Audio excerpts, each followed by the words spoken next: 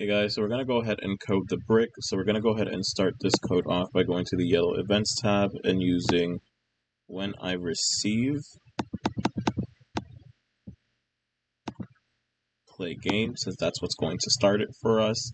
To make sure that we're on the correct costume every time, we're going to go into looks and we're going to switch costume to costume 1. Once we're here, we're going to go into our variable and we're going to go ahead and set our score to 0.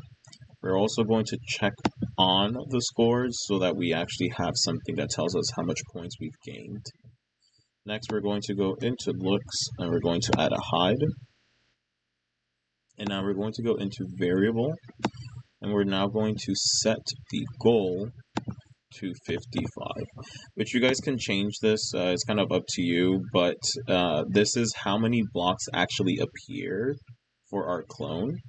So if you're going to change this, you'll also have to change 2 other pieces of the code in order to change this number. But for right now, you can leave it as 55 because there are 55 blocks that the player has to break in order to win.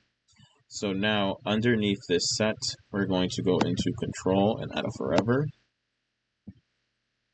We want to kind of tell it where we want to start positioning the blocks that we're going to clone. So inside of the forever, we're going to add a go to x negative 219, y 169. Under this, we're going to go into the controls tab. We're going to add a repeat 5.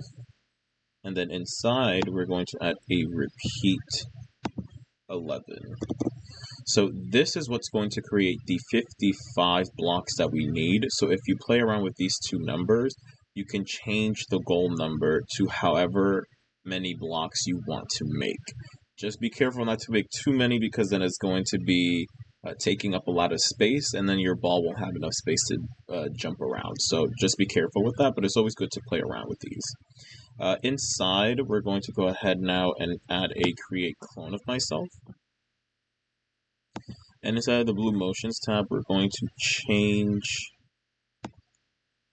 x by 44. So that's just how much space they have between each other. And then to create the rows and columns, right underneath this, we're going to add a change y by negative 22. And then a set x to negative 219. So now underneath this, we're going to go into control. We're going to add a wait until. And we want to wait until our score is greater. So we're going to use the greater than symbol.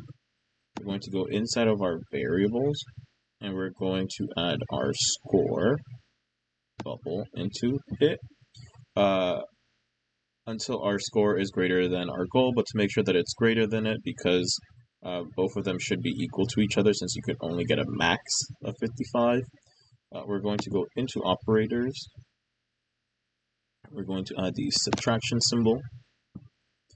We're going to go back onto our variable and we're going to add our goal bubble on the left-hand side, and on the right, we're going to make this a 1.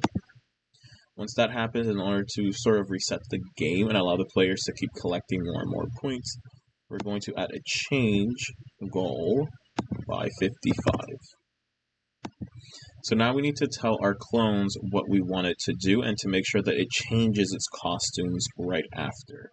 So underneath this, we're going to go inside of control and we're going to add a when I start as a clone. Next, we're going to go into looks and we're going to show it. We're going to go back into control and add a wait until touching ball. So we're going to go into sensing. And we're going to change this to our ball. So when our clone is touching the ball, what are we going to go ahead and do? Well, we're going to go into variable and we're going to change our score by 1, which you can also play around with this as well. Next, we're going to go into looks and we're going to add a go to front layer. And then underneath that, we're going to go into the control tab. We're going to add a repeat 3 because we do have 3 costumes for our animation. We're going to add a weight 0.01 seconds.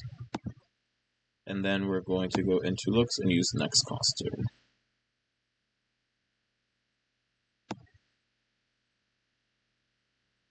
Okay. Now that that's done and it showed the costume, we're going to add another weight. We're going to change this to 0.5 seconds.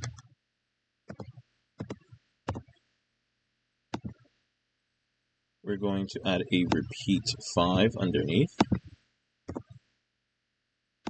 And now we're going to go ahead and hide it. So a nice animation to hide it right after. We're going to go into looks and we're going to change color effect by 25. We're changing the color to ghost and the effect to by 20. And then at the very end, to make sure that we don't have that block anymore, we're going to go onto control and we're going to scroll down and we're going to add a delete this clone. Once you're done coding everything, it's always good to test out your game so you guys can go ahead and play it. If you're playing around with the amount of blocks, again, you're changing these 2 numbers, and however much you're changing them by is what you want to set your goal and change your goal by. So it's always good to test it out, make sure you have the right amount of blocks, make sure that everything's working the way it should, and then once you're done, we're going to go ahead and move on to the background.